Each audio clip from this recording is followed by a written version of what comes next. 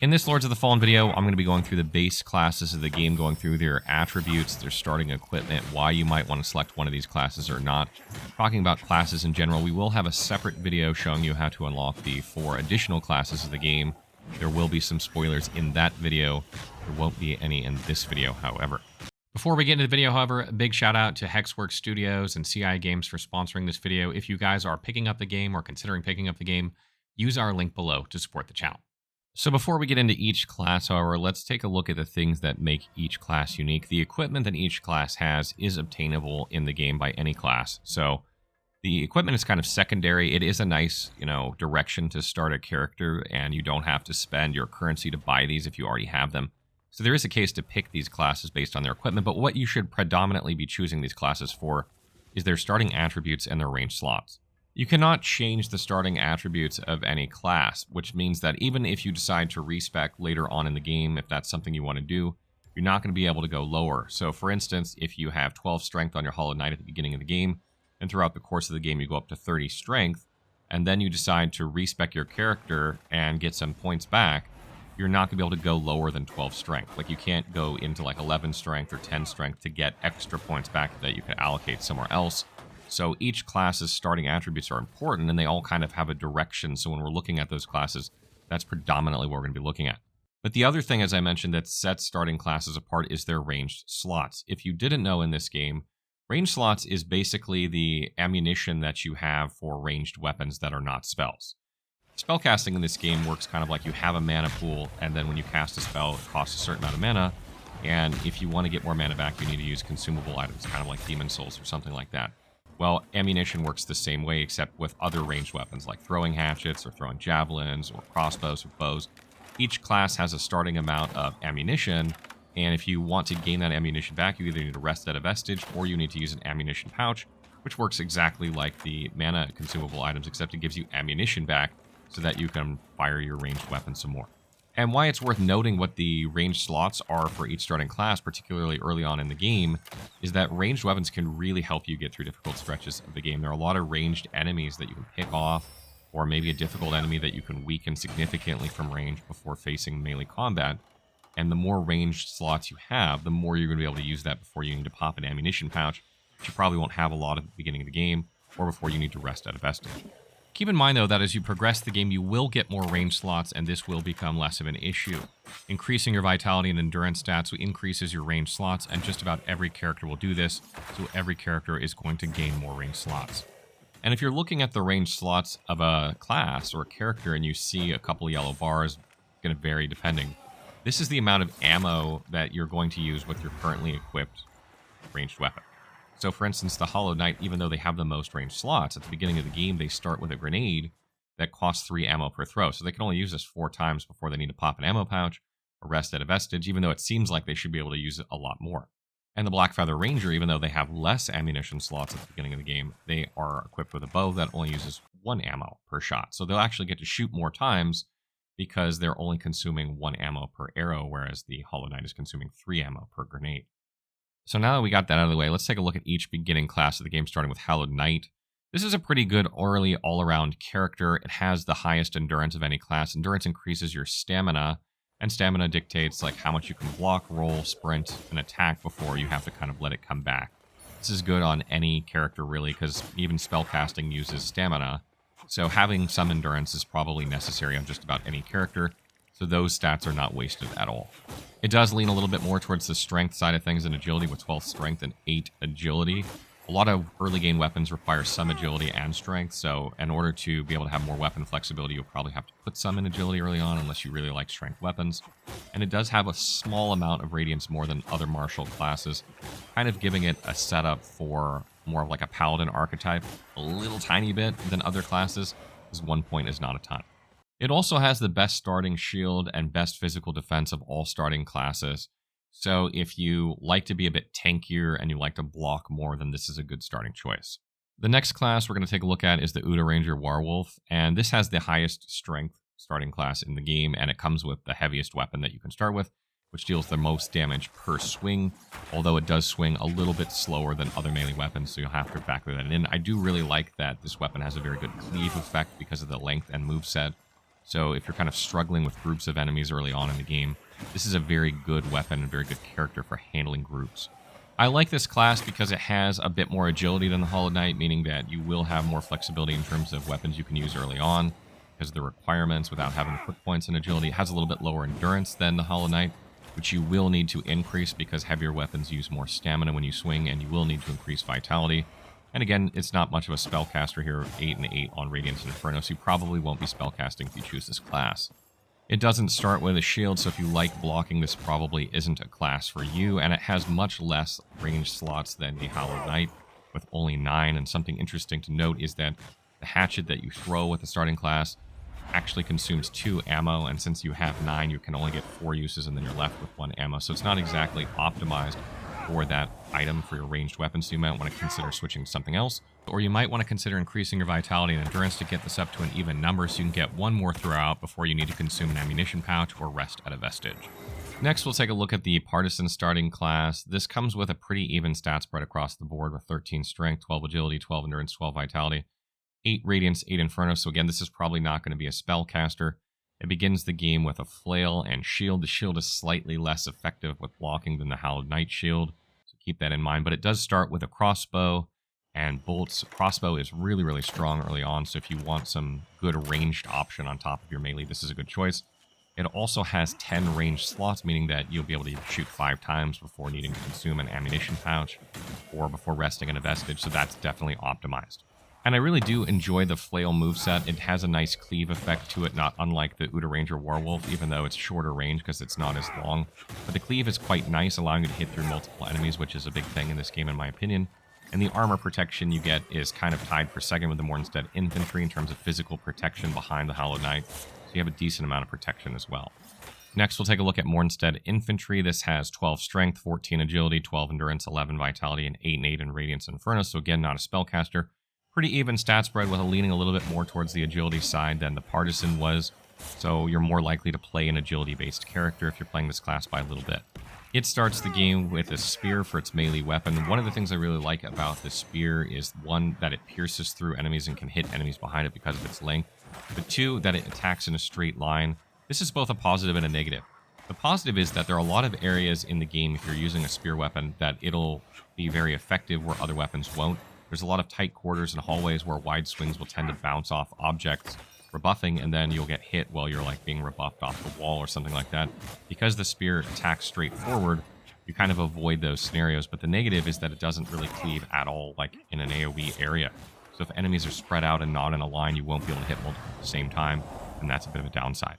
Now, obviously, you can change your weapon on this class, so that's not a huge deal. And the shield of this class is not as effective as the previous 2 classes that have shields in terms of protection, so you're probably not going to be blocking as much, though you can in a pinch. And the javelin here, one of the things I really like about it is that it throws extremely fast, meaning you can throw this like bam, bam, bam, compared to some of the other ranged weapons in the game, making it, you know, a bit better at like mid to close range combat than some of the other weapons, so you probably use this more in that scenario than you would long range. But again, you only have 9 range slots with this class, so you'll probably want to increase your vitality and endurance up, you know, to get 1 more range slot as soon as you can in order to be able to have 10 range slots, to be able to throw those 5 times instead of 4 before needing an ammunition pouch or resting at a vestige. Moving on to the Blackfeather Ranger, this has one of the lower starting levels, meaning it doesn't have as many attribute points. This is kind of a mixed thing, right? It gives you more control over your character, but also you're less powerful at the beginning of the game, so keep that in mind if you're a new player. Leans a little bit more towards the agility side than strength, pretty even stats. Nothing in Radiance or Inferno, so it's not going to be a spellcaster. Starts the game with an axe and a shield, and the axe actually has extremely high attack power, which can be misleading on this class. Hits harder than just about any other one-handed weapon that you can use. So your melee damage is actually going to be fairly good as long as you don't mind the moveset of the axe. And the issue with the axe is it seems like it attacks a little bit slower than some other melee weapons, and it really doesn't have the cleave effect that the flail has. It can't pierce through enemies like the spear can, and it doesn't have the cleave like, you know, the Udirangr's weapon does, so you're going to have a bit harder time hitting multiple enemies with this. It is the only starting class, however, that starts with a bow, and this only costs 1 ammo, so even though it only has 8 range slots at the beginning, you'll be able to shoot with your bow 8 times before you need to use an ammunition pouch or before needing to rest at a vestige. And keep in mind that you can do like a quick shot with RB, or you can do like a charge shot by holding right trigger. to get more damage out of your arrows. So if you are using the bow, make sure that you charge your shots when you want some extra damage so that you get the most out of each ammunition. And then we come to the Exiled Stalker. This class has the highest agility of any class in the game, has decent endurance and vitality, low radiance and inferno, so it's not going to spellcast, and a little bit of strength. It's the only starting class in the game that starts with a dual wield setup, so if you kind of want to get a feel for or understand better how dual wielding plays in this game, you can use this class. And something I will mention about dual wielding in this game is it's very good for status effect build-up since you apply status effects with both weapons. So if you want to make a status effect type build, this is not a bad way to get used to that, although the daggers you start with this class with don't have status effects on them. The throwing knife that you have for this class also applies bleed buildup, so it would probably be best paired with other weapons that have bleed buildup in order to do damage. And if you didn't know, bleed rips off like a chunk of health off the enemy when it triggers. And obviously with very high agility, you're going to be focused on using agility weapons, though you could put some points into strength and use weapons that hybrid between the two stats. You're going to have very light protection with this build, meaning that predominantly you're going to dodge or parry. You're not going to block. You don't have a shield usually. You can, but usually you're going to parry or dodge as your defense. And you do have 9 range slots with this build, which is actually 1 more than the Blackfeather Ranger. So if you do pick up like a bow, you actually have 1 more slot in order to shoot bows with. The next class is the Orian Preacher. This is predominantly a Radiance caster, has 18 Radiance, which is the highest of any class in the game. Has a little bit of strength there and kind of low on the endurance front and agility, and has a little bit of vitality.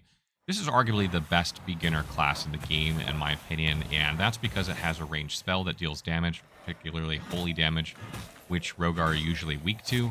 And also its starting weapon, its hammer, has physical and holy damage, and again, Rogar are typically weak to holy damage, so you can generally kill enemies much more quickly with this build than any of the other starting builds, and you have like a good ranged option at the same time compared to something like the Warwolf. And just like the Hallowed Knight, this is not a bad class if you kind of want to go the Paladin route, although it leans a bit more towards a pure caster side of things. But by increasing your strength or your endurance, you'll be able to wear heavier armor, you'll be able to use better shields, and you'll be able to use, more strength-based weapons or strength radiance-based weapons. Highly recommend this one for beginning players. Next, we come to the Pyric Cultist class. This is your spellcaster that focuses on fire, has the highest Inferno stat at 18. That's a little bit of endurance, and otherwise it's kind of low on strength, agility, and vitality. So you're going to have to put some points into those if you want to change your weapon, which I think you should. The weapon you start with on the Pyric Cultist is kind of bad in my opinion, although it does have wide sweeps, which is good for cleaving through multiple enemies. It still attacks very slowly and does some fire damage. And the problem with this class is that most Rogar are resistant to fire damage. So not only does your weapon deal fire damage, but your spell deals fire damage. You'll see those gray numbers indicating that they are resistant to that damage type. So even though, you have a long-range spell, most enemies are going to be resistant to it early on. So in my opinion, this is arguably one of the harder classes to begin the game with, even though it can take off later on with some of the pyromancy or sorcery spells you can get for fire. Beginning of the game, it's kind of tough. And this brings us to Condemned, which starts at level 1, which is the lowest starting level of any of the classes. It's the only one that does it. It has 9 on stats across the board. Begins the game with a bucket weapon, which is, like a fist weapon. It has medium levels of protection. And this is obviously meant for challenged players who, also want more freedom over their character because they have, more levels that they can gain before allocating their stats. So when they respec their character, they'll be able to have, more optimization because they don't have like 16 points in strength. If they don't want strength for their build or whatever, that's not going to be a problem for this class. The trade-off is you don't start with very good equipment. You don't start with a very good weapon. You start at very low levels, so you're kind of hampered. I think it's actually slightly easier than the Pyric Cultist, in my opinion, though. So this is probably the second most difficult class to use. And then we come to the Dark Crusader class, which is both a Deluxe Edition class, meaning if you buy the Deluxe Edition of the game, you'll have access to this immediately from the beginning, and also one of the unlockable classes I mentioned earlier. So I won't go into how you get it throughout playing the game. This will be in that separate video I mentioned, but we will get into why you might want to play this if you have access to it from the Deluxe Edition. This class begins the game at level 14, which is the highest of all classes, meaning it should be theoretically the strongest of all classes. You do have high endurance and vitality, the highest vitality of any starting class. And you also have some points in strength and radiance, making it a good setup for like a paladin sort of build as well if you have access. Arguably one of the better starting classes for paladin, even though the class itself does not start with a catalyst in order to cast radiant spells. And that's really one of the biggest drawbacks at the very beginning of the game, is that you'll have to gain a catalyst. You will gain one very, very quickly in the game, so it's not a huge drawback. But the starting area of the game, you won't have a catalyst nor any spells to cast, so you kind of have to play as like a warrior or fighter early on for obtaining one if that's your goal. And obviously you'll be focusing primarily on strength or strength radiance based weapons for your playset. This class does not come with a shield the way the Hallowed Knight does or the Orian Preacher does, so if you want a shield for your paladin build, you might want to select one of those. You can obviously buy a shield for these or find one later on for this class, so it's not a huge deal. And this class, just like the Hallowed Knight, has the most ranged slots. However, its ranged projectile costs 3 slots just like that class. This one explodes in an AoE though, making it good for packs of enemies that can deal holy damage, and as I mentioned earlier, enemies are weak to holy damage early on in the game. Typically, Rogar are weak to holy, so this is a really good damage type against them. And this class also has a heavier weapon, just like the Warwolf does. So if you want a class that's not the Warwolf that has more armor, this is not a bad choice. The Dark Crusader has the highest starting armor of any of the classes, assuming that you have it. Otherwise, the Hallowed Knight has the highest. And another really great thing about this class is you start with Paladin's Pendant, which goes in your necklace slot, and this gives you +2 to strength, +3 to endurance. So you're actually going to start the game with 14 strength and 17 endurance, making it a very, very strong early game class. And again, you can find all this gear later on in the game. It's just that it'll be very far, and you're more likely to play this class on a second playthrough than you would the first if you don't have the Deluxe Edition.